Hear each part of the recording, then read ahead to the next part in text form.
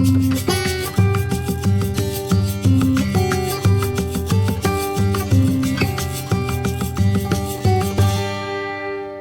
boa tarde, estamos de volta ao vivo no Parque da Expo Direto Cotrijal com o podcast RTC, o podcast da Rede Técnica Cooperativa. De volta então com o primeiro episódio na tarde desta terça-feira e agora vamos falar sobre os desafios e as oportunidades da irrigação. E para falar sobre esse tema, eu estou com um time completo aqui, uma galera para falar sobre esse tema muito importante. Estão comigo o Dr. Éder Mota, coordenador de difusão da CCGL, o Michel Kramer, engenheiro agrônomo e especialista em irrigação da cooperativa, a Paula Fumeister, da Farsul, ela que é assessora ambiental, o Leonardo Loureiro, produtor de Soledade da cooperativa Cotrijal, o seu Valdir Jacob, de Selba, da cooperativa Cotrisoja, e o seu Dair Pfeiffer, de Condor, da cooperativa Cotripal. E aí, já adiantei aqui, né, Éder, vamos falar sobre irrigação, sobre os desafios, oportunidades, e para contextualizarmos, para começarmos a introduzir esse tema, o que é importante a gente falar para o produtor, para quem está nos assistindo em imagens ao vivo no YouTube da RTC, nesta tarde de terça-feira, direto aqui da Expo Direto. Boa tarde, Janaína, boa tarde a todos presentes aqui na sala, dizer que é uma satisfação estar participando hoje desse podcast. E a irrigação, ela é uma ferramenta fundamental hoje para elevar os níveis de produtividade. E para nós aqui, gaúchos, produtores na região, né, que vem enfrentando nos últimos anos desafios com a estiagem, essa ferramenta se tornou muito mais importante. Então, nada melhor que trazer pessoas de gabarito para falar a respeito do assunto, né, os técnicos, a parte ambiental também, que é fundamental, e os produtores, quem executa, né, no seu dia a dia. Então, se me permite, eu vou já me direcionar primeiro às damas, para fazer o comentário, para trazer para nós toda a sua experiência, e depois a gente vai fazendo uma roda aí de conversa, bater papo aí para ficar bem legal. Paula, o que você vê hoje assim sobre a construção de açudes, barragens, né, essa questão ambiental aí, seja em área de APP ou não, como que tá esses desafios e o que o produtor pode olhar na hora de fazer um bom projeto, né, que isso é extremamente importante. O que tu tem visto aí nesse dia a dia? Obrigado pela tua participação. Bom, obrigada pelo convite. Primeiro é um prazer estar aqui, agradecer muito a RTC, CCGL pelo convite, ao Michael que nos conhecemos aí nas palestras ao longo do ano e do desenvolvimento, principalmente da irrigação, e agradecer o espaço aqui para a gente estar falando dessa pauta tão importante e que uma pauta que ela muda a realidade de várias propriedades rurais, seja ela o setor que for, aqui especificamente na produção leiteira. Não tenho a menor dúvida que a realidade da propriedade rural ela muda a partir de uma boa irrigação. Bom, então, a partir da Farsul, então, eu participo dos conselhos estaduais de meio ambiente do estado. A gente atua diretamente nas políticas públicas por termos uma cadeira dentro do CONSEMA, Conselho Estadual de Meio Ambiente. E ano passado, um dos nossos grandes desafios era atualizar a resolução que trata do licenciamento ambiental das atividades de irrigação. E então, ano passado, depois aí de quase 3 anos de discussão, em um fórum extremamente qualificado, onde a gente tem representantes da sociedade civil, Farsul, FIEGS, FETAG, FAMURS, e temos também entidades governamentais como FEPAM, Secretaria de Meio Ambiente, Secretaria da Agricultura, e muitas outras ONGs, entidades ambientalistas, das mais diversas. A gente conseguiu, então, trabalhar, elaborar uma nova resolução de licenciamento ambiental de irrigação, onde o principal foco foi buscar a qualificação da nossa atividade de irrigação, para que o produtor pudesse, de forma mais célere, mais qualificada e que realmente refletisse as demandas do produtor dentro dessa resolução. Então, essa resolução ela trouxe grandes avanços, Uma delas é a questão de não é mais necessário o licenciamento ambiental dos equipamentos de irrigação. Então, antigamente, quando eu ia fazer um projeto de irrigação, seja pivô, seja carretel ou todos os outros que se utilizam, eu tinha que licenciar o equipamento. E a partir dessa atualização, então, agora eu não licencio mais o equipamento, porque realmente para nós não fazia sentido porque que eu tinha que licenciar aquele equipamento. O foco do licenciamento ambiental da irrigação, e aí é que eu falo na irrigação por aspersão, tirando totalmente a irrigação superficial, que é do arroz, e não é o foco aqui, mas só para todos saberem que tem diferenças na hora do licenciamento ambiental. O meu foco é no reservatório. Então eu vou licenciar o açude, eu vou licenciar a barragem e vou utilizar esse recurso para a minha irrigação, e é isso que eu preciso ter licenciado dentro da minha propriedade no empreendimento de irrigação. Também dizer aqui que é muito importante a gente diferenciar a questão da barragem e do açude. São questões diferentes, inclusive o açude ele é um escavado no seco, a gente costuma dizer, onde não tem ali nenhum curso hídrico passando, e uma barragem eu tenho sempre que barrar um curso hídrico para fazer o meu reservatório. E o mais importante, que isso já é antigo, a questão que açudes até 5 hectares, eles são dispensados de licenciamento ambiental. Então, todos os meus açudes que eu tiver dentro da minha propriedade, ou que eu for fazer, eu não preciso de licenciamento ambiental. O que não está dispensado, quando necessário, autorização para supressão de vegetação nativa e também a outorga, tá? É importante dizer que a outorga eu sempre vou precisar quando eu uso o recurso hídrico, seja para a atividade que for.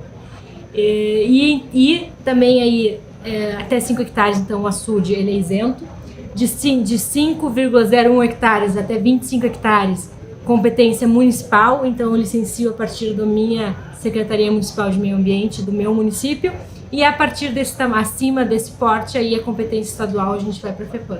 E as barragens, falando um pouquinho das barragens agora, as barragens eu não tenho isenção, todas elas, tamanho que for, se for 0,1 hectare, eu preciso licenciar. Então aí até de 0 a 25 hectares, também é competência municipal, vou licenciar no meu município, junto à minha Secretaria de Meio Ambiente. Acima disso, competência estadual, a gente vai para a FEPAM.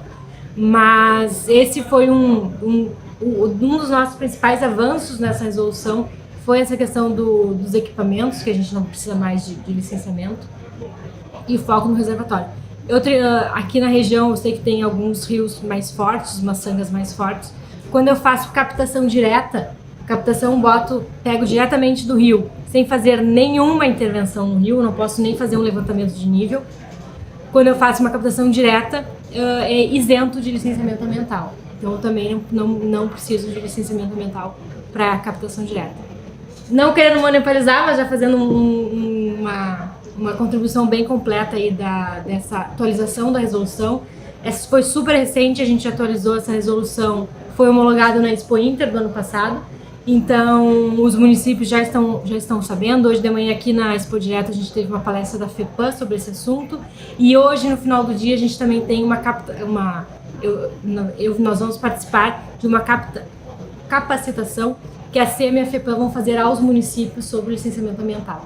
Então, tudo isso, desde então, a gente tem feito muitas palestras pelo interior para falar das alternativas, das mudanças e como o produtor pode se adequar a partir daí. Perfeito. Muito obrigado pelas ótimas informações que você nos passou, né, Paulo? E isso é extremamente importante, porque muitas vezes a irrigação, acho que é o aparelho lá, né, o pivô, a malha fixa, o carretel, né, um açude, uma barragem, está tudo resolvido, né? Então, claro, tem a parte econômica e tudo, mas tem normas, né, tem leis que são fundamentais, e essas informações chegando ao município, chegando aos órgãos competentes e principalmente ao produtor, são fundamentais para a gente alavancar. E Michel, você que tem atuado aí nesse último ano principalmente, exercendo essa função, o que isso vem facilitar no teu trabalho juntamente com o produtor, assim, o quanto isso acelera, o quanto isso pode avançar para a gente já conseguir, né, ter novos projetos e também mais produtores, mais hectares, né, recebendo irrigação. Muitas propriedades têm potencial de irrigar, né? Porque tem acesso a um rio, uma sanga, ou tem um açude já lá construído há alguns anos, né? Ou tem potencial até mesmo de fazer um barramento em algum curso d'água e acabar reservando essa água e posteriormente ser utilizado para irrigação. E quando a gente fala, muitas vezes com alguns produtores de irrigação, a primeira coisa que vem na cabeça, meu Deus, eu tenho que mexer com um órgão ambiental, isso é complicado, é melhor a gente não mexer e ficar quieto aqui, né? Pelo medo que as pessoas têm e até pela falta de informação, né? Desses ajustes que a gente teve na legislação que vem nos flexibilizar, né? Então, assim, hoje a gente tem muita oportunidade e quando tu faz um projeto, leva um projeto a uma secretaria do meio ambiente do município e esse projeto, assim, tu tendo conhecimento da lei e tu sabendo que tu vai ter que suprimir, às vezes, algumas árvores para chegar num curso d'água, mas tu tá disposto também a recompensar aquele pequeno dano que tu vai causar ali, tu consegue usufruir dessa água, né, e converter ela em produção de alimento, né, levando a permanência do jovem, do homem no campo, né, sem com que também falte alimento na cidade. Então, o grande desafio hoje, e que o produtor tem medo, é ele mexer nessa questão ambiental mesmo. Certo. Mas com as flexibilizações tá mais fácil. Perfeito. Bom, então dando continuidade nessa nossa rodada, eu queria escutar um pouquinho de quem está executando isso no campo. Né? O que isso vem mudando, né, no dia a dia. Então, acho que vamos começar com o seu Dair aí. O que levou o senhor a colocar a irrigação, seu Dair? Assim, foi as últimas estiagens? Já era um pensamento que o senhor tinha assim para, olha, eu preciso aumentar meu número de vacas, então eu preciso intensificar. Não só a adubação, mas também alguma coisa que me garanta aí, né, uma segurança que vai produzir. Esses últimos anos de estiagem que a gente teve aqui no estado, isso nos levou a fazer um estudo da viabilidade da irrigação, né? Nós, no ano de acho que 21-22, tá? 21-22, que deu uma seca, a gente produziu silagem, que a gente tem os animais confinados, a gente produziu silagem e o amido, que é essencial na produção do leite, na silagem, ele chegou em 19 a 20% de amido só. E aí a gente teve que incrementar via ração, né? Nós chegamos a incrementar em torno de 6 kg de milho a mais na ração para suprir a deficiência na silagem. E isso nós não conseguimos fazer a média, manter a média que a gente mantinha, né? Dava para ver bem nitidamente quando entrou a silagem no ano de seca, né, a produção, a média caiu, né? Então isso fez nós analisar a viabilidade da irrigação. Hoje a gente tem um pivô de 39 hectares, captação direta de rio, de sanga, né, e mais 6 hectares de malha de aspersão. Então isso fez a gente trabalhar, e aí depois que a gente instalou, né, a gente conseguiu fazer uma produção melhorar a qualidade, né? Então o cálculo que a gente fez, o que a gente acrescentou de milho, farelo de milho na ração a mais, pagaria a parcela do investimento da irrigação. Perfeito, seu Dair. Então, ver o quanto cada assunto está ligado, né? Uma boa gestão na propriedade, né? Que foi esse olhar Sim. aí de buscar mais milho lá fora, porque eu não consegui produzir na silagem, fez ter essa análise e ver que é viável, né? Sim. E para a produção. Perfeito, perfeito. Seu Valdir, na sua propriedade, sim, a sua análise como produtor ali na região, o que o senhor pensou para ter esse início, assim, dizer, eu vou ter uma irrigação, eu preciso produzir mais, eu quero mais qualidade no meu produto. O que fez o senhor a construir essa ferramenta na sua propriedade? boa tarde, primeiramente a todos, né? E, de fato, inicialmente vou concordar com uma frase que a Paula comentou, né? Faz a diferença na propriedade. Segunda, que o Michel também comentou, primeiro era o medo da questão ambiental, né? Que quando a gente vai começar a mexer, vê que não é tanto assim. Eu digo assim, produtores que nos assistem e nos ouvem, não precisa ter tanto medo. Não é o bicho-papão. Não é bicho-papão. É bem tranquilo fazer, é só ter a coragem de começar. E muitas vezes por uma necessidade. É justamente o que a gente viu lá. Eu via de um primo meu irrigando áreas, né? E eu fiquei, na verdade, 10 anos namorando a possibilidade, fazendo cálculos, projetos, enfim, de viabilidade, tanto econômica quanto ambiental ou como um todo, né, para a propriedade, principalmente pensando em sucessão também. E a palavra que eu vou destacar, falando de irrigação, é segurança. Primeira palavra. Agora, a irrigação não vai resolver todos os problemas. Nós estamos resolvendo um fator, o fator água. Os outros fatores climáticos vão continuar exercendo o mesmo papel de antes. Então, eu tenho uma ferramenta que, obviamente, é a mais solicitada, o que nós vimos mais problemas é justamente o déficit hídrico, né? Durante os anos. Então, o que nós fizemos lá? Eu fiz um acompanhamento assim de mais de 20 anos já com meu pai, de um histórico de regime de chuvas na região, porque isso também tem a ver, né? Tem regiões que chovem mais frequentemente e outras menos.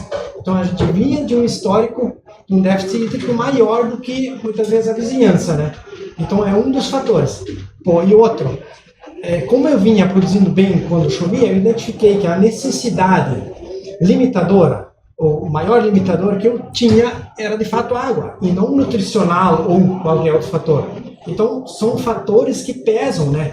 Eu identificar qual é o maior limitador, no meu caso, como eu vinha produzindo bem quando chovia, questão de solo, estava alta fertilidade, indo muito bem, né? Eu identifiquei que o fator água é o principal e que poderia dar um maior resultado e mais rápido seria justamente essa questão. Então, depois de um bom tempo de planejamento, a gente optou em colocar então irrigação e eu digo assim, a gente tem que começar certo, né? Primeira coisa, então, claro, as empresas vêm e fazem um projeto onde cabe um pivô, né? Que a minha ideia era pivô central, né? Em função da praticidade, porque eu já vi outros sistemas funcionar, né? Claro, hoje existe sistema para qualquer área, desde que queira colocar, né? E é viável tranquilamente. Só que no meu caso, eu focava em pivô. Aí a gente faz aquele estudo, né? Que as empresas vêm e fazem, né? Vem engenheiro florestal junto, e daí sim, o mais importante, essa questão hídrica, né? Água. Onde eu posso, onde eu consigo, não consigo, qual é o volume necessário, uma vez que você tenha definido o tamanho da área que é possível irrigar, aí sim a condição de água, de fato, se é possível atender essa demanda ou não. Então esse é o pontapé inicial, esse tem que ter muita atenção. Às vezes eu já vi produtor que cai na conversa de vendedor de irrigação e dali a pouco está sem água para irrigar. Aí adianta o investimento? Não dá, né? E como eu vinha com histórico de boas produções, cara, a irrigação entrou assim fantástico. Eu assim tenho relatos, histórias e premiações aí fora do comum, né? E quando você consegue complementar, porque na verdade a irrigação é um complemento do déficit hídrico, e às vezes a gente tem que até fazer a cultura com a irrigação, que não devia ser, né? Mas quando é necessário, você faz e tem a possibilidade de fazer. Então, como a gente trabalha também com vacas de leite, com tamo de leite, no sistema pasto, eu tenho até hoje, para quem quiser ver, né, assim, piqueteamento e tal, resultados fantásticos na produção de pastagem para os animais. Ou seja, eu vivo muito mais tranquilo. A gente tem uma segurança inimaginável. E claro, você tem também a segurança de investir mais nessas áreas. Agora tem que também tirar a ideia de que só a água vai resolver tudo, né? Tem que saber usar todos os fatores ou elementos para compor, né, boas produtividades e bons resultados, principalmente. Né? A questão de viabilidade econômica e tal, a questão da irrigação é muito viável, sem medo, né? Maravilha. Então, assim, a gente já observa, né, o senhor Dair colocou ali uma uma análise em questão nutricional, aliado à estiagem. O senhor fez um diagnóstico aí de chuvas, né? Vendo também vizinhos ali que, opa, se ele está fazendo, como que a coisa, né? Então foram análises bem diversificadas, mas que levaram o mesmo objetivo, a segurança e aumentar a produção. E o senhor Roger falou aqui que a água é um nutriente em especial para a produção, né? 50% da produção está linkada à água, né? Então não adianta a gente construir uma mega fertilidade de solo se nós não temos água para solubilizar o nutriente que está ali presente, né? E a planta poder beber e expressar o seu potencial produtivo. E todos os anos, com maior ou menor intensidade, a gente vai depender de irrigação para conseguir alcançar altos tetos produtivos. Então, como o senhor Roger falou, é segurança. É segurança de tu colocar a água no momento certo, na quantidade certa, e dar plena condição para que a cultura, seja pastagem, ou seja soja, milho, né, consiga se desenvolver e expressar o potencial produtivo que a gente está querendo alcançar, né, e que é o que vai pagar a conta no final do ciclo. Então, sem sombra de dúvida, a água é o principal nutriente da agricultura, né? É o combustível. Exato. Assim. Perfeito. Nós vamos iniciando essa rodada, a próxima rodada, e já vai cair um pouco do manejo, Michel, mas muito bem colocado. Leonardo, você como um jovem sucessor, estudante hoje, né, então uma forte tendência está assumindo a propriedade aí. Como que você vê a importância da irrigação lá, né? O que teu pai pensou também quando colocou, mas como que tu está enxergando hoje lá, frente a uma propriedade leiteira, os benefícios que ela pode estar trazendo? Bom, boa tarde, primeiramente a todos. Nós fomos os pioneiros na irrigação lá, nós colocamos desde 2017, 2018 a irrigação, temos a superversão, melhorou bastante. Foi uma necessidade, nós temos nas gramas tífico, nosso sistema é a pasta, aumentou bastante, a demanda de água sempre foi uma necessidade, daí um limitante para produzir pasto. Como a Paula falou, a gente fica com medo, por licença, coisa areta, mas os projetos são para aumentar, são para crescer, cada vez botar mais irrigação. Temos áreas que temos vendo com projeto para botar pivô, mas a tendência é sempre aumentar. E melhorou bastante a pastagem. Temos sobrando pasto, como o Michel, nós temos projeto lá, sobrando pasto a Ribeiri. E é isso daí. Em resumo, os benefícios muito bom. Só vai. Só vai. Perfeito, então. Paula, você viu que você citou aí que dos 13 deve ser uma boa parte que é o chamado medo dessa parte, né, do ambiental, ou o receio, na verdade, para não usar, né, eu acho que medo mas o receio, assim, o que tu pode nos falar, assim, que antes você comentou, né, que vão fazer treinamentos com municípios, e o município normalmente é o mais próximo do produtor tem ali, então ele tem uma função importantíssima, né? Mas o que tu tem visto aí nos últimos anos a respeito disso? Assim, por que será que se criou esse receio do produtor, né? E o que tu pode também estar comentando assim para eles lá? Não, pessoal, o negócio é mais simples do que o abre aspas, o bicho papão que eu tinha utilizado antes aí. Bom, isso é muito verdade, e eu sou, além de eu ser assessora ambiental, sou engenheira ambiental de formação, eu também sou produtora rural. E sempre ouvi dentro da minha casa, dentro da minha região, sempre esse medo com as questões ambientais. E não é de se não entender o porquê. Infelizmente, nós, produtores rurais, a gente achava que essa pauta a gente não precisava se preocupar por muitos anos. E a gente achava que aquilo era história de gente da cidade que não entendia nada do campo.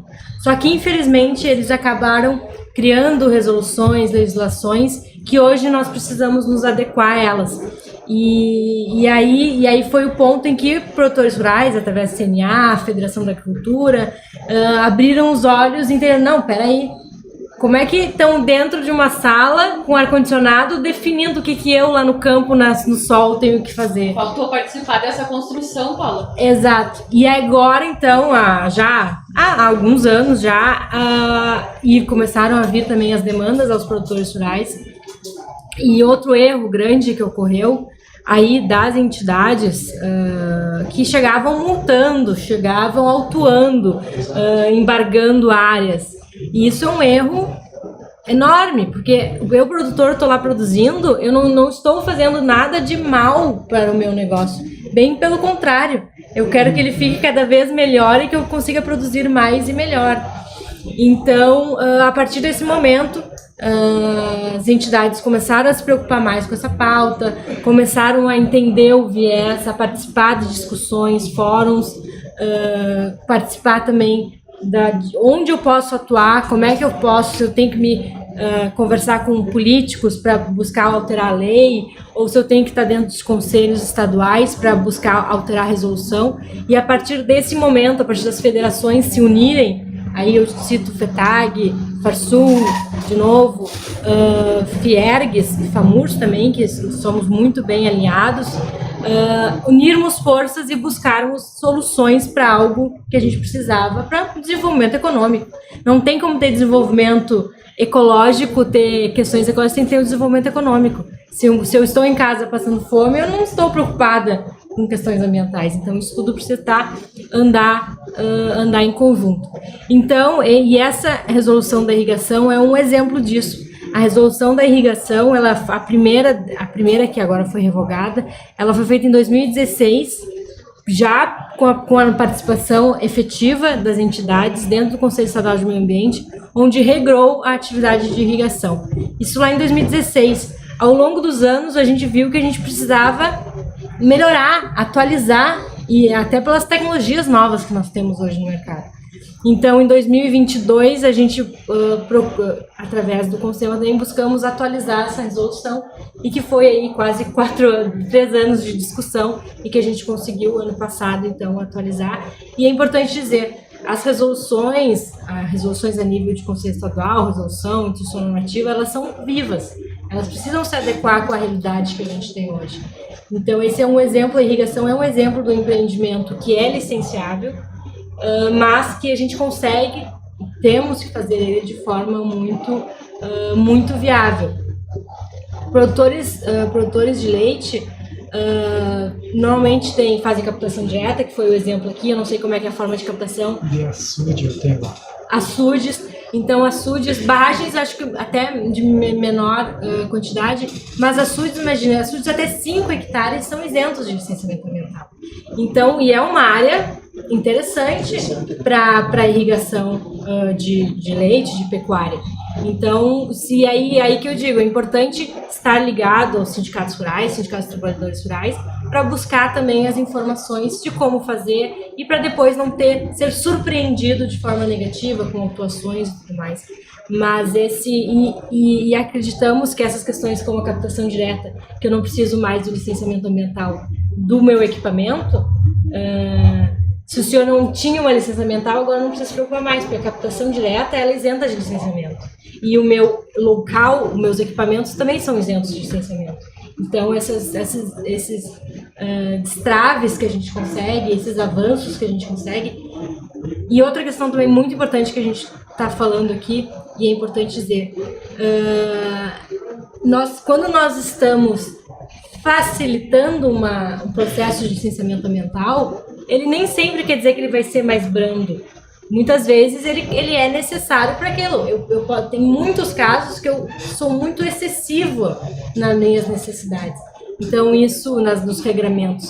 Então, nem sempre quando eu estou facilitando quer dizer que eu estou enfraquecendo a legislação ambiental ou estou sendo displicente com a legislação ambiental. Bem pelo contrário. Até porque a gente sabe que onde tem água tem vida, né?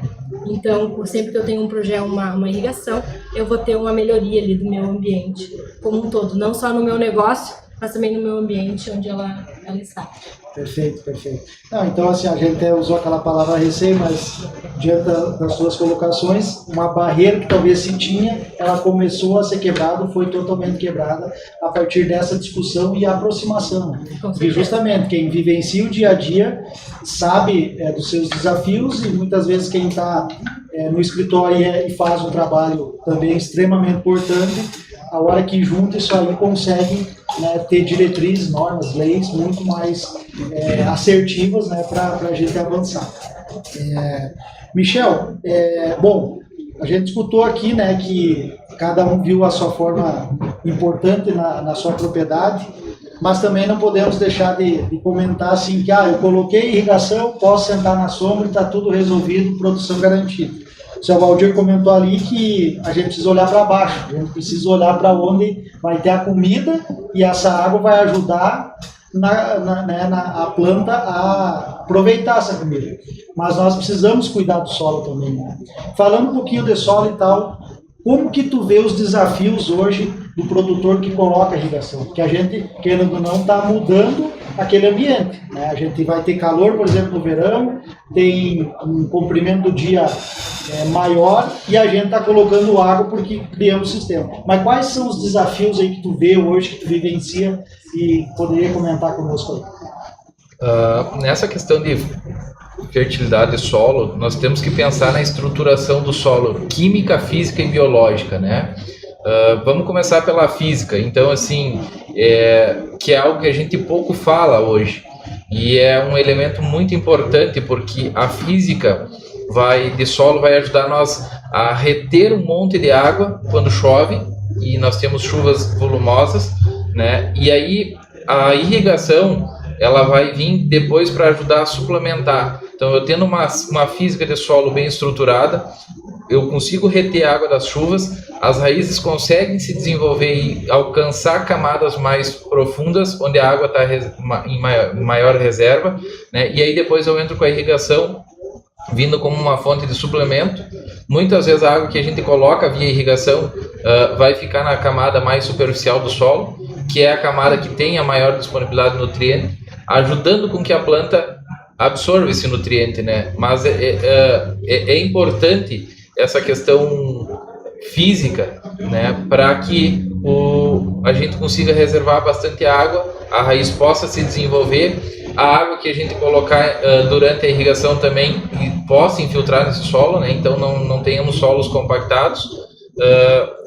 A questão química é muito importante também, a gente olhar e elevar a pH e ter nutriente disponível em grande quantidade para a planta poder absorver, porque quando a gente bota irrigação a gente pensa em altos tetos produtivos, né? Então precisamos também dar uma olhada nessa questão de pH, matéria orgânica, que é um principal fator alicerçante dos solos, né? E ajuda a reter a água, né? Então ajuda a segurar essa umidade no solo, bem como ter também uma boa cobertura de palha, né? Para que esse solo também não esquente, principalmente em dias de elevadas temperaturas, ou que esquente menos, ajudando a manter mais baixa a perca de evaporação desse solo. Então, ao pensar na irrigação, a gente precisa pensar nesses três alicerces do solo, que é a química, a física e a biologia, né? Bom, então passando esse questionamento, sim, seu Dair, depois, o senhor falou 2021, 2022, né, colocou, depois dessa implantação aí, o senhor viu algum desafio, alguma dificuldade? Ou o senhor pensava, não, agora eu coloquei a irrigação, está tudo tranquilo, não precisa se preocupar com bico, com lâmina d'água? O que o senhor tem a nos contar aí a respeito desse manejo, vamos dizer assim? No momento que a gente, quando o vendedor vende o conjunto da irrigação, todos os problemas estão resolvidos, né? Agora é só mar de rosas, mas é o contrário, né? Como o colega falou já, o desafio do sistema é grande, né? Tu ter a lâmina da água, o Michel falou da fertilidade do solo, né? A gente tem, como a gente trabalha com pecuária leiteira e as vacas são confinadas, então a gente capta toda a matéria orgânica dos animais, a cama, que é sistema composto, leva a cama para a lavoura, né? Mas aí o desafio é o bico, como é captação direta de água do rio, né? O rio, no nosso caso lá tem muita folha, o rio tem, toda a margem do rio tem mata, né? Então muita folha, aí tranca bico, é um desafio, né? E outro desafio é acertar cultivares que produzem, porque como a gente tem uma fertilidade boa, e ter um sistema, o Michel falou que 50% do insumo é água, então tem a água ali, a ideia é produzir o máximo, né? Então aí entra o desafio de cultivares, de variedades de milho que nós possam atingir. Nós tivemos o primeiro ano, né, não produziu, era uma cultivar que a gente vinha plantando, produzia bem, mas quando nós botamos no pivô ela não respondeu como é normal. Outro ano, botamos outra variedade, também não respondeu. Apesar de que foi um ano passado, muito chuvoso, então não se usou tanta irrigação. Mas aí a variedade não aguentou a questão de doenças, né? Então, o desafio grande é de conseguir cultivares, né, para conseguir produzir o máximo para viabilizar cada vez mais a produção, né? Sim, perfeito. Seu Valdir, assim, o que o senhor viu após colocar a irrigação na propriedade? O senhor já tinha comentado alguns benefícios, mas também algum desafio pode ter surgido, assim, e que o senhor aprendeu e pode nos contar e nos passar também para quem está nos assistindo, ou vai, né, estar nos ouvindo também no seu carro, né? De fato, já comentei também, né, a questão dos benefícios superam, né, esses desafios, mas sempre há desafios e hão de vir novos, né, mas o que a gente vem observando a questão de compactação do solo, complementando o que o Michel já comentou, a gente tem que ter um cuidado maior nesse sentido. Você mantém mais tempo umidade nesse solo, o que de fato acaba agregando mais, né? E aí questão de máquinas e erodando, ou animais, enfim, tem e outra, como você mesmo comentou, você cria um microclima diferenciado, aí começa a questão de doenças diferenciadas. Aí, como o colega produtor também já colocou, a gente tem que se adequando. A cada momento é um novo momento, é um outro ano, e como disse, o único fator que nós temos na mão é a água, os outros continuam iguais, então nós vamos ter frio, vamos ter calor. A questão de doenças, ela incide mais. Eu tenho problemas já na área de nematóides, onde não se conhecia, né? E nematóide é um bichinho nadador, né? De certa forma, para resumir. Então, você tem, claro, tem ferramentas também para suprimir isso e melhorar essa questão. Mas são desafios que estão aí todo dia, né? E a própria questão, né, de você, um equipamento, é uma máquina, precisa de manutenção, né? Tem que ser olhada, tem que ser como o trator ou colheitadeira. Só que um outro diferencial que eu sempre digo para quem vai colocar um pivô, não é igual a colheitadeira, o trator que você compra, amanhã depois não gostou, vende. Não, o pivô é feito sob medida, para a sua área. Por isso que eu comentei antes, já foi muito bem pensado, né, até a questão de sucessão, para aproveitar esse equipamento o mais tempo possível, né?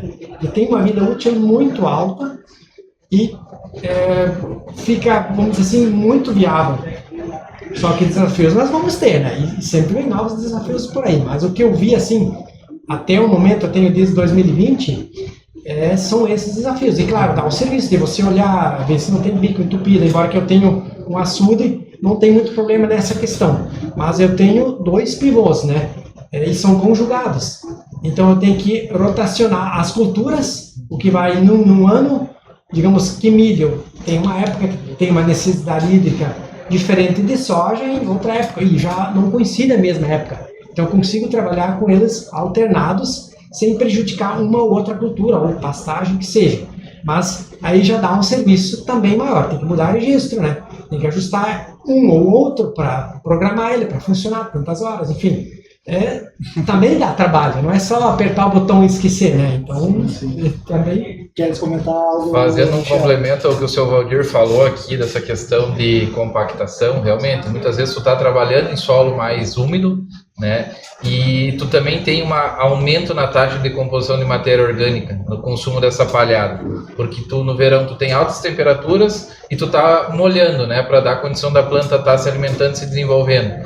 E com isso tu aumenta a atividade microbiológica desse solo, o que decompõe mais rápido essa palha, e aí também te exige de ser um produtor de biomassa mais intensivo, né, para dar essa sustentação ao sistema, para que tenhamos raiz, para que sobre um pouco de palha em cima ali, para continuar dando alicerce, né, ao sistema. Exato. Não, então a gente observa assim, por isso que eu fiz a provocação inicial. Bom, eu coloquei a irrigação, posso sentar na ação e ficar tranquilo. Não. Nematóides, muito bem comentado, né? É um problema que se cria, né? A parte de bico ali, de cultivares, então já tem que ter um novo olhar, porque, opa, estava indo bem até aqui, mas agora meu sistema mudou, né? O meu sistema de produção mudou, porque eu coloquei uma ferramenta que vai me ajudar a ter tetos produtivos que eu estou visando, porém, talvez algumas mudanças tenham que ser feitas, né? A gente falou da construção da fertilidade do solo e tudo, então por isso que eu toquei nesse assunto dos desafios, porque a parte agronômica ela continua a mesma, a rotação de cultura, a questão de palha. Se eu vou deixar sem palha, aumenta a temperatura do solo, descoberto, daí dá umas bombas d'água, vamos dizer assim, as chuvas torrenciais, já destrói estrutura, lixiviação, mas mesmo tu tendo um pivô montado, é a mesma, senão você perde, né?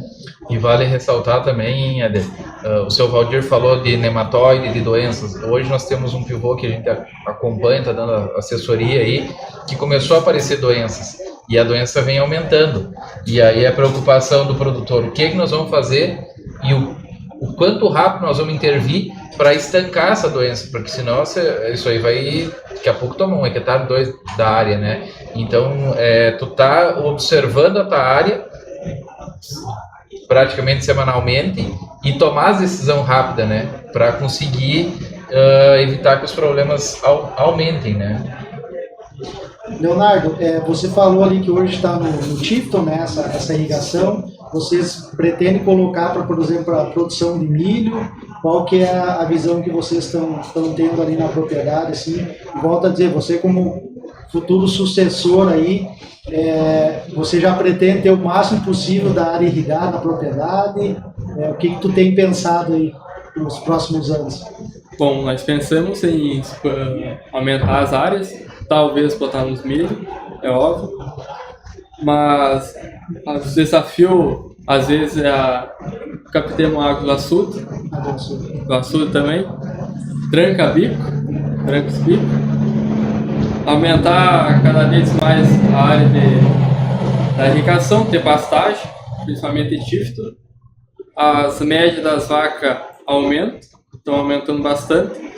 Nós no forte do verão, nós estávamos com média nos outros anos, fora a irrigação, a média era 25. Por aí agora temos com média de 28, 28,5. No forte do inverno já cheguei a 32, pretendemos aumentar, chegar a alcançar a média de 35, pretendendo. Claro, com acompanhamento do CGE, acompanhamento do Michel, sempre buscando melhorar cada vez mais. Perfeito, muito bem colocado ali. Tu viu que a gente tem 3 diferentes modelos de propriedades e cada um com seu desafio e com a sua visão, né? Perfeito. Paula, diante das barreiras que a gente viu ali que acabou sendo construída com receio de ser multado, o pessoal também sem estar vendo o dia a dia, se a gente falar de um bom projeto, assim, como que você tem visto isso assim perante aos órgãos que você falou, a capacitação dos municípios, né, ou qualquer órgão que vai estar no front do produtor, técnicos, mas um bom projeto ele é primordial para ter uma irrigação de sucesso. A gente viu ali do rio, construção de barragem, de açude, né, mas como que tu tem visto isso aí, como que a própria Farsul e as demais instituições têm olhado para a gente tentar assim, orientar o melhor possível o produtor na realização do projeto. Éder, essa até é uma dos nossos desafios, né? Óbvio que a gente trabalha junto sempre com a FAMURS, que normalmente esses licenciamentos eles vão cair para nível municipal, e um dos nossos desafios hoje são exatamente a capacitação dos municípios. A resolução é nova, ela foi lançada na Expo Inter, ou seja, 6 meses atrás. Os municípios ainda precisam se reciclar e buscar se familiarizar exatamente. E a nível de FEPAM, já tem uma maior entendimento, porque eles construíram juntos, né? O esclarecimento e tudo mais. Mas o nosso desafio, o que a gente vê sempre, o que a gente sempre busca levar ao produtor rural é sempre busque um técnico de confiança. Quanto melhor o projeto entrar para o pedido de licenciamento, mais rápido ele vai sair. Porque um órgão ambiental, seja municipal ou estadual, ele vai ter sempre 120 dias para te responder. Então, por exemplo, eu entrei com o meu projeto hoje. O órgão ambiental tem 120 dias para responder. Se foram todas as documentações e faltou alguma documentação ou precisa de alguma retificação, o órgão ambiental ele me devolve esse projeto, eu tenho 120 dias para responder. E aí, quando eu respondo, o órgão ambiental tem mais 120 dias para responder. Você foi. Exatamente. Então, e aí a gente sabe que o órgão ambiental, a celeridade, muito pela demanda que existe, ele não vai te responder em uma semana, ele vai demorar ali um tempo próximo de 120 dias para dar o retorno.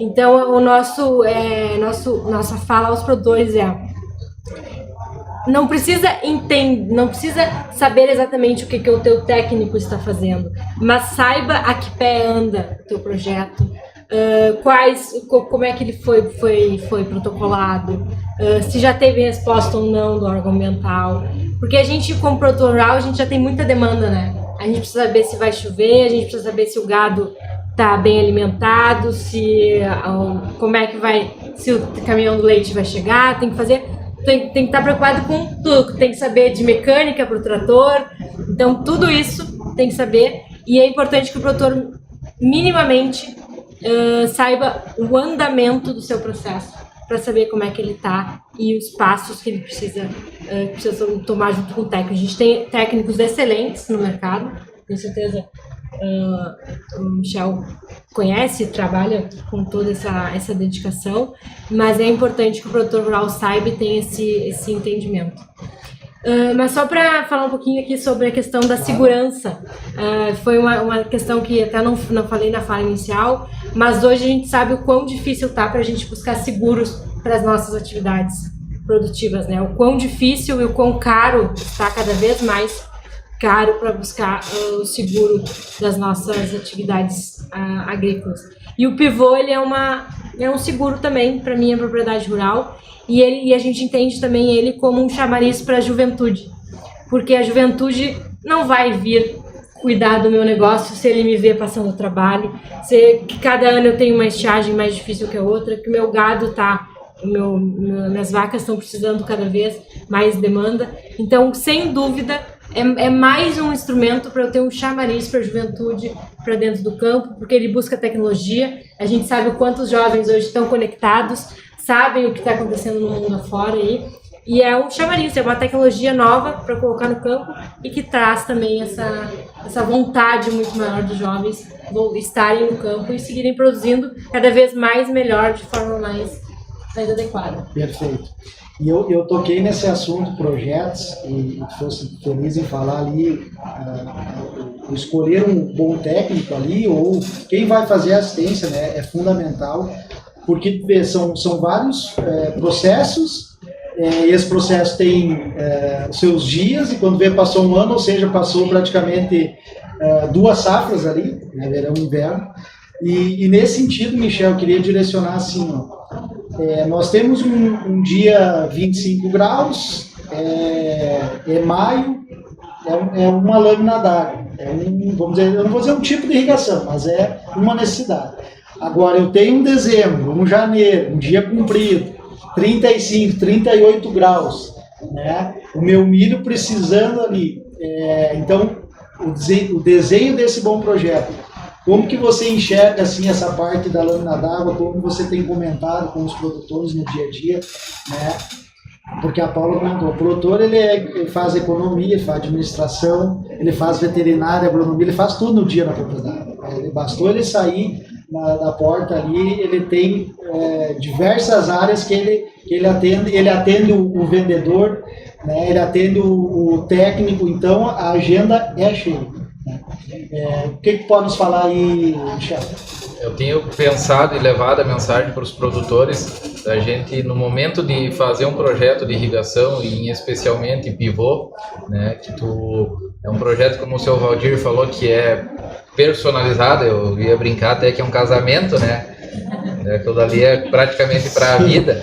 Então, temos que pensar em fazer projetos que venham suprir a necessidade das nossas plantas, né, no principal momento, que é no enchimento de grão. Então, a gente também precisa conhecer a necessidade da planta, né, a demanda da planta, e conhecer a evaporação, para assim a gente ter a evapotranspiração. Então, vale a pena a gente pensar em sistemas bem dimensionados, né, e que tenham uma capacidade de botar uma lâmina de água aí de 14, 16 milímetros dia, né, que a gente vai apertar a irrigação e vai usar, usufruir disso daí, pensando em milho, principalmente dezembro até metade de janeiro. Início de janeiro, tu tira um milho silagem, tu tem que plantar um milho safrinha, ou tu vai plantar um soja.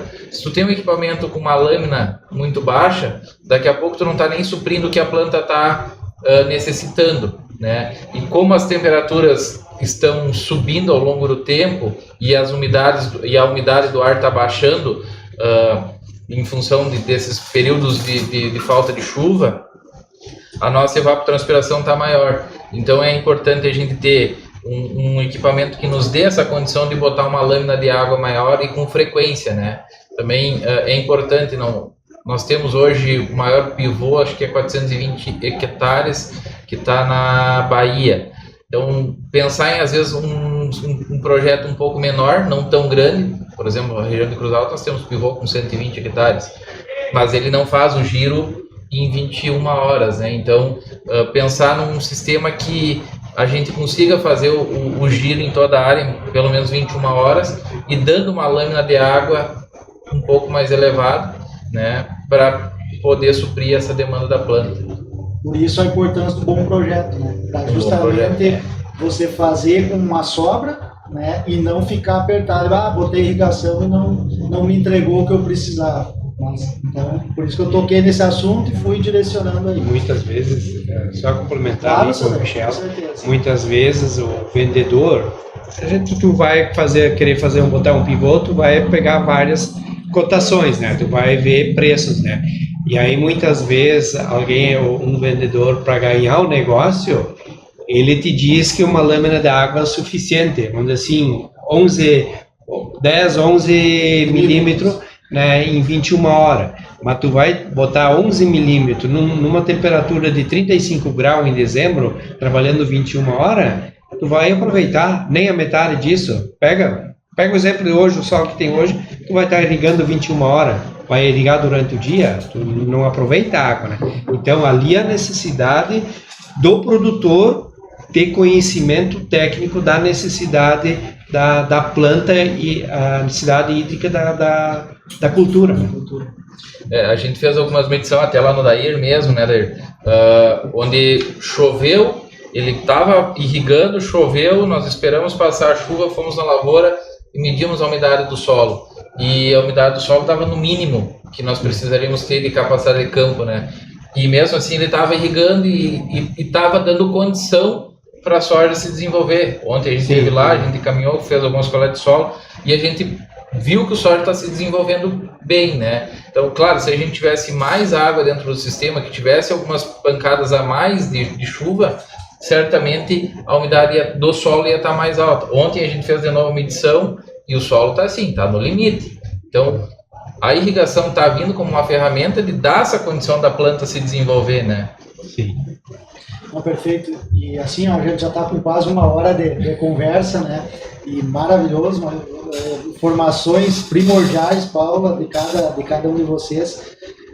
Mas assim, para ir finalizando, Michel, a questão do manejo assim, da irrigação, por exemplo, deu 30 milímetros de chuva, uma coisa é 30 milímetros em maio, junho, outra coisa é 30 milímetros em dezembro, janeiro, fevereiro. Como que você tem visto assim, porque às vezes, choveu 30 milímetros, mas essa semana não preciso ligar o pivô, e muitas vezes é primordial que seja, né? Então, o que tu tem para nos contar, assim? A gente nem tocou na parte de irrigação da questão da energia elétrica, né? Mas é um fator primordial, fundamental aí, que tem que ter essa relação com quem é o responsável ali para poder também o negócio andar. Mas digamos que isso aí tá tudo ok. O que tu tem para nos falar, assim, Michel, a respeito disso? Porque às vezes a gente nota que há um equívoco, né? Choveu, agora semana não preciso ligar só na outra e às vezes tu tá perdendo aquele cultivar atingir um potencial de produção que ele é capaz. Ótima pergunta, Éder, porque o que acontece? A irrigação, ela é uma ferramenta que vem para manter a umidade no solo. Primeiro ponto que eu vejo que os produtores muito erram. Choveu 30 milímetros. Os caras às vezes esperam ou não ligam o equipamento durante a semana, né? E o equipamento que eu digo não é só pivô, pode ser autopropelido ou pode ser aspersão, né? E acaba perdendo a capacidade de campo. E a irrigação ela não é para vir e fazer o papel de uma chuva, ela é para manter essa umidade. Então, assim, é importante a gente conhecer o nosso solo, se possível ter dentro das propriedades, e hoje a gente tem inúmeras ferramentas para ir monitorando essa umidade do solo, né? Tem programas já totalmente automatizados que te dão o momento de irrigar ou não. Mas, assim, choveu 30 milímetros, tá com alta temperatura, tá com umidade do ar baixa, dois dias já começa a irrigar para aproveitar aquela umidade que a chuva nos deu e tu prolongar, né, essa umidade no solo. Pensando em alta produtividade. Pensando em alta produtividade, esse é o manejo. Choveu, eu estou irrigando, segue irrigando. Aproveita esse embalo que a natureza está te dando, né, que é essa chuva. Então, segue dando aquela lâmina, segue aumentando o estoque de água no solo. E aí que entra a física de solo, né? Solo bem estruturado para reter toda essa água ali, guardar. E aí tu vai mantendo depois com a irrigação. Perfeito. Bom, senhor Daíra, uma mensagem final assim, que o senhor passa para os seus colegas produtores aí, que o senhor viu depois de ter colocado a irrigação, gostaria de deixar aí para o pessoal aí, fica à vontade. Bom, o sistema de irrigação, como foi falado aqui, ele vem complementar, né? Ele é mais uma ferramenta para nós produtores atingir tetos produtivos, né? Nós, como produzimos alimentos, estamos alimentando o mundo, né? Então, nós cada vez mais precisamos atingir tetos de produção, né? Então, a irrigação, ela é uma ferramenta essencial para nós conseguir manter nossa produção e aumentar nossa produção. Tem seus desafios como qualquer outra atividade, né? De manutenção, de cuidado, de ver lâmina d'água, coisa, né? Mas isso faz parte da atividade, né? Então, eu acho, no meu entendimento, a irrigação, o sistema de irrigação que vai utilizar, ele vem para melhorar, para ajudar a incrementar a produção na nossa propriedade, né? A palavra, então, é um complemento para alavancar a produção. Seu Valdir, sua mensagem. Só reforçar o que nós já comentamos, né? Que se faça um bom projeto, né? De toda essa necessidade que exige a implantação da irrigação desde a construção da açude, né? Que seja bem feito com engenheiro florestal, engenheiro civil, porque o próprio açude é uma obra que tem responsabilidades, tanto não é simplesmente cavocar ali, se estourou ou se deu algum dano, né, você é responsável também, então tem que ter esses cuidados, fazer bem feito, que tem água para isso. E a mensagem que eu poderia deixar é que o produtor experimente, faça uma parte, faça um começo, e depois tire as suas próprias conclusões, faça avaliações, se de fato cabe bem para aquela propriedade ou não. O que eu gostaria de aproveitar o gancho só desmistificar outra questão, a questão da energia elétrica. No meu caso, a energia elétrica. Muitas vezes o pessoal pergunta, mas quanto custa? Quanto isso custa a energia? Eu posso dizer, a energia elétrica é insignificante.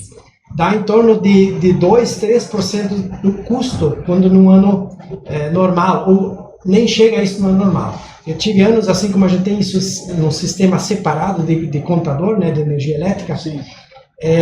Você acompanha em 8 sacas de milho no ano extremo de seca, que foi de 2021 para 2022, onde eu tive que irrigar 73 noites consecutivas de pivô ligado. Custou 8 sacas de milho.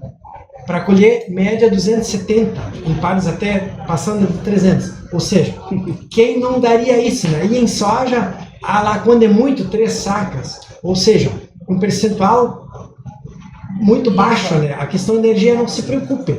Se preocupe sim nos outros fatores, né? De implantação bem certinho, com os devidos projetos e licenças. Que esse pode custar bem caro daí, se não... A própria, assim, questão de projetos, topografia, engenharia florestal, eu tive que mexer bastante em coisas, fazer compensação e tal. É mais tranquilo do que se pensa. É bem igual, concordo com a Paula, assim, não se precisa ter medo. Faça o começo, faça uma parte. O que aconteceu comigo? Eu fiz uma parte, já vai crescendo, vai colocando mais um pivô e eu garanto assim que vale a pena. Ou seja, você paga. Você paga, sem dúvida. E você, Leonardo, uma mensagem final assim para vamos dizer assim, a turma da tua idade que no futuro vai estar gerenciando os sucessores, né, que no futuro vão estar gerenciando. Você viu aí a turma mais experiente, né, as mensagens importantíssimas que eles colocaram. E assim, você, o que tu diria assim para o pessoal que você acha da irrigação aí? Tem que estudar, estudo.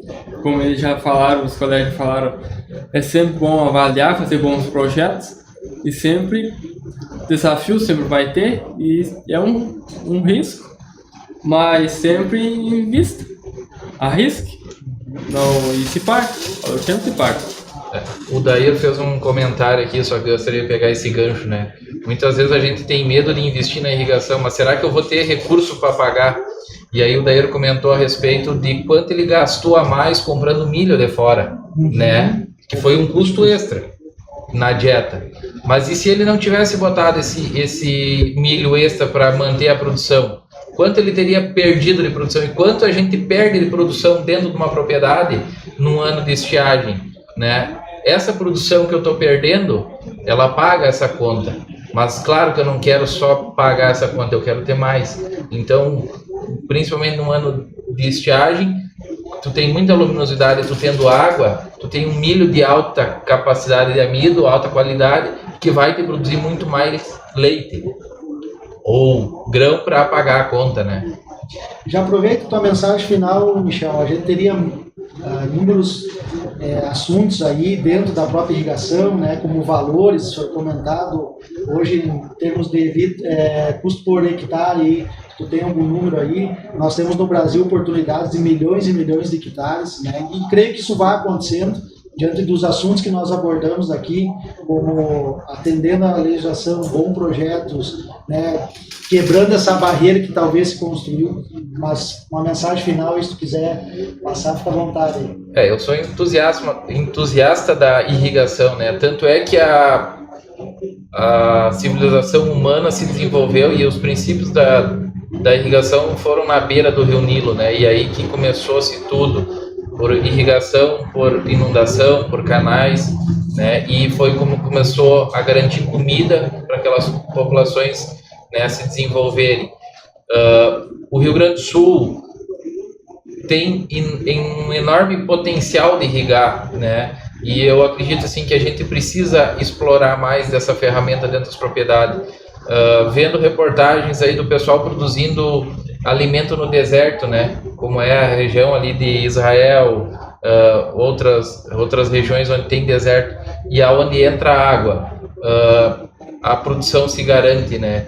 Então eu digo que não existe solo ruim, existe solo mal manejado, e isso a gente pode manejar e junto com água fazer altas produtividades aí e dar condição da permanência do homem no campo, né, dos jovens aí continuar na atividade, produzindo alimento para as demais pessoas na cidade.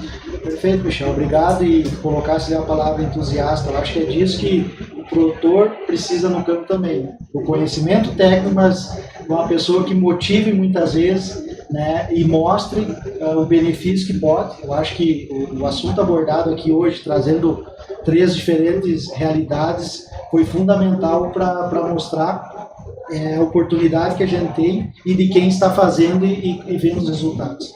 Paula, já agradecendo a tua participação, né? Quiseres deixar uma mensagem final aí para os ouvintes. Bom, primeiro agradecer a grande oportunidade, agradecer o Michel, que foi quem nos conhecemos, né, aí já há algum tempo. Pessoalmente faz pouco, mas de conversarmos há algum tempo via WhatsApp. Agradecer a RTC, a CCGL pela oportunidade e dizer que a irrigação é a oportunidade do Estado do Rio Grande do Sul. A gente vem aí passando por muita dificuldade, estiagens em cima de estiagens. Aí quando não vem estiagem, vem inundação. Então, assim, os reservatórios são importantes nos momentos de inundação também, vão segurar as águas que iriam inundar os lugares. E a gente, através da Federação da Agricultura, estamos de portas abertas sempre para os produtores rurais. Precisamos receber as demandas que os produtores rurais tenham para que a gente possa atuar e atuar no ponto certo da demanda. Falar do avanço que a gente teve já na questão da resolução de licenciamento ambiental de irrigação. O Estado, através do seu trabalho, tem feito também muita força para a irrigação, e até aqui já falo do programa de subvenção para a irrigação da Secretaria da Agricultura. Eles têm um projeto onde eles pagam 20% do projeto, do valor do projeto de irrigação, com teto máximo de R$100 mil. Então, é um recurso que o produtor pode buscar e aumentar os seus projetos de irrigação, para aumentar a irrigação, que com certeza todo mundo ganha. Ganhamos nós no campo, ganham as pessoas na cidade e ganhamos todos como sociedade. Então, agradecer e colocar-nos sempre à disposição, e tenho certeza que a irrigação ainda tem muito para crescer e a gente vai atingir ótimos patamares de produção com o incremento da irrigação. Perfeito, muito obrigado. E é isso aí, um exemplo aí, todo mundo já ouviu falar do azeite de oliva. A Espanha, um alto, né, produção, regiões semiáridas, e eles têm uma capacidade de irrigar todas as áreas. Semiárido brasileiro, né, então oportunidades a gente tem. E a gente tem que dar o primeiro passo, como vocês fizeram, né, aliado a um bom projeto, aliado a um técnico e aliado às instituições técnicas. Da minha parte, agradeço Leonardo, seu Valdir, seu Nair, Michel, Paula, Janaína. Foi um excelente momento aí que a gente teve para aprender e também passar um pouquinho dessa mensagem a todos os produtores e técnicos que estão acompanhando. E aproveita, a irrigação ela é uma ferramenta primordial, como disse a Paula, para nós alavancarmos aí a produção do Estado e a rentabilidade com sustentabilidade entre cada propriedade, seja de grão ou de leite. Obrigado. Vale ressaltar, só para finalizar, como a Paula falou do programa do governo do Estado, né, que é o Super Estiagem, é uma grande oportunidade que nós temos aí e não podemos perder essa oportunidade. Em 2012 a IEDA lançou um projeto semelhante e eu vejo que a gente perdeu muita oportunidade. E não podemos perder essa oportunidade que está vindo agora e de ampliar nossos sistemas de irrigação.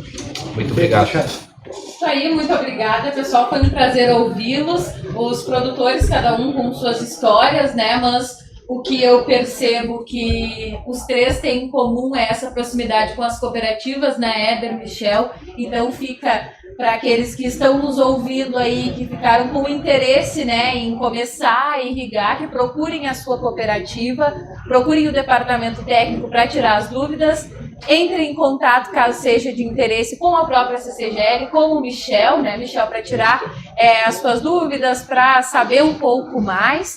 Caso queiram assistir novamente esse nosso bate-papo, vai ficar salvo no YouTube, também logo vai para o Spotify da Rede Técnica Cooperativa.